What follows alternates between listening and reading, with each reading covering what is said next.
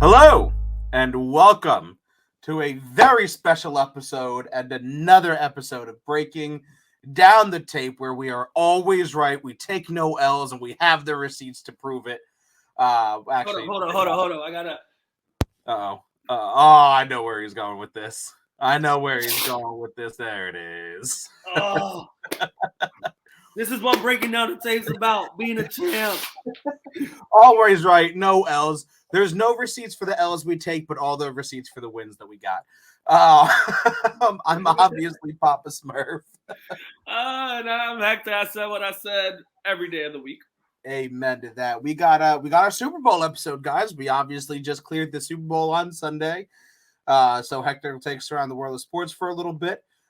We've got some depressing news in that, as today was supposed to be the day, pitchers and catchers report, but we'll talk about that in a little bit. We'll talk to you about some trivia that we had last week and some trivia moving forward. And then we'll talk about the big game, baby. We got some special surprises at the end, some hints towards some future things. So you have to listen to the end for all of that. And Hector takes us around the world of sports, man. I mean, let's get this nice and quick out the way so we can start talking about Matty Ice. Yeah, baby. But not Matt Ryan. Matty Ice, the but real not Matt Ryan. Right? Oh, man. Well, like my Zach said in the MLB, it's a sad day. Supposed to be pitchers, catchers. What the fuck? Oh, but I'm sure you'll go into it, but did you see something came out of the arguing? At least I saw on Twitter, and I shouldn't believe it, but... So there's a few things that have come out. They've been bickering back and forth, and a lot of the stuff they still can't seem to get eye to eye with. Mm-hmm. But I guess they're doing universal DH. They're doing... What was the other one? It was universal DH. There was something else that was huge. They're still trying to figure out a lot of the money for the minor leaguers. Yeah. A huge difference in what they want. That's apparently like one of the biggest sticking points, is that the MLB doesn't believe that like minor leaguers should be paid. Like the MLB is like, fuck you. We're giving you the opportunity to play baseball, and you should be paying us. And at the same time, they're coming down to mandating minor leaguers to have to be vaccinated. Oh, I didn't read that. The Chicago White Sox was one of the first teams to mandate the vaccinations for the minor leaguers. Interesting. Which is why they're not pushing it so hard on the players in the MLB, because eventually they'll weed out the old and everybody new is vaccinated. Right. I mean, sneaky. But what's wild to me, and we've talked about this before, and I'm all for company rights, and if you don't like that company, go play elsewhere, blah, blah, blah. I don't care. But the point being is that, like, you're going to mandate this out of them and then turn around and say, but you're not important enough to pay. You're important enough for us to mandate this highly controversial thing, but you're not important enough to pay. Oh, what? And by the way, we're not testing for steroids. Right. Make it make sense. Explain it to me like I'm a 5-year-old. Like, I just want Rob Manfred. I thought Bud Selig was the worst I've seen. Rob Manfred takes the cake. I'm telling you. It's crazy. It's wild to me that, like, we put, like, Adam Silver up on this pedestal. We all hate Roger Goodell. And then we don't even hear about the NHL's commissioner. I don't even know it. That's supposed to be a ghost, a figment of imagination. Right. We never hear shit about him. And then under like 48 pounds of elephant shit, there's Rob Manfred, like the worst person. And Roger Goodell. Right. I don't know who's worse. I think Roger Goodell over the last few years has kind of like taken the third place and gave Rob Manfred the shithole. That's what I'm saying. At least Roger Goodell, you could say a lot of things. I'm like the world's biggest hater of Goodell. But at least you can say that look at what he's done for the NFL. Look at like the amount of money and the global exposure and all of these things that the NFL has got. MLB is dying. Like at least Goodell has like a flourishing business, whereas Manfred is like got this on life support style of fucking company right now. Yeah, he like. I don't understand the amount of power like the players, because you know in the NBA the players, association, they got some pull and some say. I don't know how powerful like it is for the MLB side. Right. It just seems like it's just a like standstill. Right. Like it's just like no one gives a fuck. Yeah, I mean that's what happens when you get millionaires getting into pissing contests with billionaires. You know what I mean? Like, yeah, we think players are get paid a lot of money, but we're talking about hundreds of millions of dollars versus hundreds of billions of dollars. Yeah. So that's the game we're playing here. It's fucking wild. Yeah, they're also trying to tweak tax rules and the minimum salaries for players. That's another thing. Now, I don't know about the tax thing. I don't know what taxes they're trying to fucking avoid. Yeah, finagle out of. We all know half of them don't even do their motherfucking taxes. Mm-hmm. But that's another thing to talk about. And the last thing in the MLB, we all know that the Skaggs pitcher from the Angels that passed away from the overdose of the either fentanyl or whatever it was. The drug dealer's on for testify, and Matt Harvey looks like he in a pickle. Mm-hmm. He in a pickle. And he, I think, has to testify, and also if it goes down 1 to 3 years, good that he can possibly face it. They do get him for, I guess it was supplying the drugs to Skaggs or whatever. Right. Minimum. I hope it's more than that, to be honest with you, because I got a whole lot of things that'll make a whole lot of people that look like me get real fucking mad to say about this situation if he only gets 1 to 3 years. Because you and I both know motherfuckers that don't look like me that are in his position that have gotten life for supplying drugs to people, but because he got money. Anywho, that's a fact. And last thing is Jason Giambi's brother Jeremy Giambi did come out that it was death upon suicide, gunshot wound to the head. So I mean, condolences to the family and everything. He must have been going through some stuff, probably abusing alcohol. I don't want to speak for the family or whatever, but maybe some issues, some mental things going on. It's a shame. Yeah, 47. I don't know. I can't do that. I don't think I got the balls to pull that trigger. Yeah, man, it's tough, and obviously, we condole all condolences and love to the family and stuff. And for anybody who's going through, mental health issues or feels that that's an option that they need to take, Hector and I have said it 100 times probably, but let's reiterate. Reach out to us. I mean, breaking down the tape at yahoo.com. You can email us. We don't have to fucking tell anybody that you're talking to us. Obviously, if you don't feel comfortable talking to us, reach out to someone that you love. Reach out to a suicide helpline. Reach out to a therapist. We don't want to see that kind of stuff. That's awful. That just sucks. Going on to the NBA, we're going into All-Star Week. I really don't. I don't know. All-Star Week for basketball is not. Yeah. It's just not what it used to be, I guess. Yeah. I put the Pro Bowl and the baseball All-Star Week over. I think baseball All-Star Week probably the best All-Star Week. I would second that motion. I do not care. I missed out on the NHL All-Star Week just because I do not give a shit. NFL All-Star Week, I just did not give a shit. I don't know if it's because I'm old and crabby, but none of them matter to me anymore. Yeah, the Pro Bowl is cool, but they kind of made it lame. I like how they brought back some of the old competition stuff.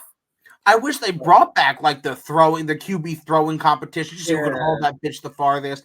See, that's what I want is a skills competition. I know they have a fun game version of it, but no, I just want to see kickers nail 70 fucking yard bombs. I want to see punters drop one on the 1-inch line. I want to see quarterbacks I want to see Patrick Mahomes, Josh Allen, and Jay Herbo just fucking launch bitches for 80 yards. You know what I'm saying? Josh Allen, oh my god! Come on, imagine the quarterback throwing just a power competition between those three would be ungodly. You know what I'm saying? Like, that's what I want. Fuck all the fun, childish game shit. I just want to see who can throw a ball the farthest. Yeah, so we're up on the All-Star break coming up. I think it's next week with the NBA. The Knicks are not doing well, and there have been a shit ton of trades right before this All-Star break. Obviously, the biggest one was James bitching for Ben Simmons. Mm-hmm. You know, it's one of those James bitching. I like that. James bitching is almost like Aaron Rodgers to me at this point. Yes. The question of when do we stop making excuses is becoming very, very large for me.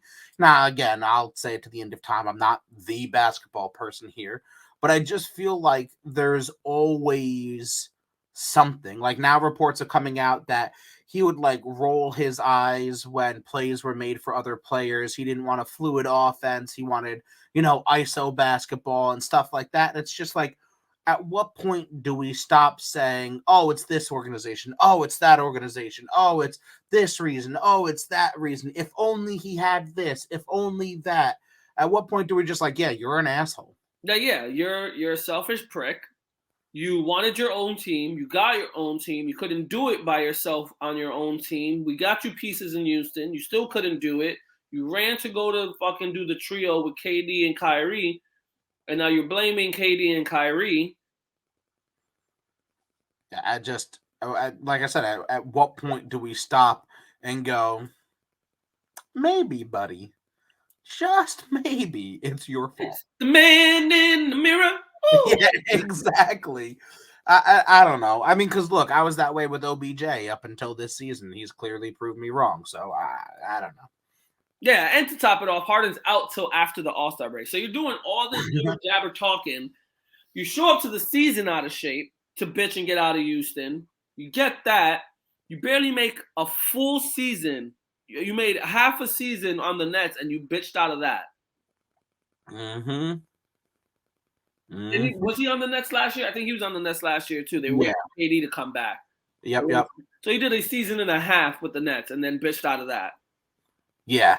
If it's not an automatic, I guarantee you if the Nets were first in the East right now, going tied or up there with some of the best records in the NBA, he would not complain. He would not be bitching. He would 100%. 100%. He deals with some losing, and he's like, "Well, jump ship." Yeah, let me go to the next team. That's the biggest team, that I can. In the division. Mm-hmm. Yeah, I mean the Nets got a haul though, and from all that I've understood, like both teams win in this. From people that know way more about. Oh no, the 76 is fucked up. The Nets won this one. I mean, sure, you got James Harden. And you still got Embiid, and you got a nice squad over there. But you gave one of the most lethal scorers, and point blank, probably the top two with probably Steph in ball handling skills and Kyrie. So you got KD and Kyrie, great ball handler, one of the most lethal shooters, and you're gonna give them Ben Simmons, who's a walking triple double. The only thing he can't do is shoot the fucking ball. But that doesn't mean he can't score 10 points. He bodies point guards going to the basket. Right. And they got what, like 2 number ones and Seth Curry as well? He's not going to even be he'll probably be the primary ball handler, and Kyrie's just going to be Kyrie will be the number 2. Kyrie will be pretty much moved to shooting guard. Right. And he'll take the shots. So you're taking the Nets winning this one as far as bro, you got Ben Simmons, KD, I don't know enough to know. Kyrie, Blake Griffin. I forget about Blake Griffin. Marcus Aldridge as your starting 5. I feel dirty, but I forget about Blake Griffin and LaMarcus Aldridge all the time. And then you I completely forgot. You pick up Seth Curry and Andre Drummond. That's true too. I forgot about Andre too. Fair enough. Again, I don't know enough to, pass a judgment. I was just repeating what I've heard from people who know far more than I do. The team was good with James Harden. If you play 2K, the Nets with James Harden was one of the best teams there. But you take James Harden out and you add Ben Simmons, Andre Drummond, Seth Curry, and all the Sixers got was, 2 number 1 draft picks and James Harden, I'll take that. Fair enough. Fair enough. I take that because Ben Simmons is going to be around a lot longer than Harden's going to be around. I respect that. I respect that. So I said what I said on that thing. And the last thing was MMA. If you didn't see the Adesanya fight, Adesanya kept his title. Yep. I mean, people had him winning around the 3rd round against Whitaker. It went to a whole decision. I think it was unanimous as well, but I don't know. Adesanya kept his title. I think I don't even know what's next for him, honestly. Like, who else does he have to fight? Like, does he move up and try to fight John Jones? Well, that's if John Jones could ever stop being in trouble. That's a fact. I don't know. If I'm Adesanya, I call it. I'm done. Because that exact question, who else do I have to fight? What more do I have to prove? You know what I mean?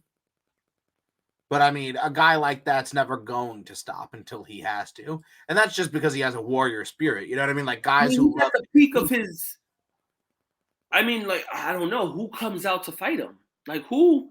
They're trying to line up another Whitaker 3 matchup, but you just lost to the man twice. Right. Like, why do you need a 3? Right. If it was 1-1, then fine. Let's go 3 and decide. But 2-0 is not going to do. You know what I mean? Like, I can see is that he takes on John Jones.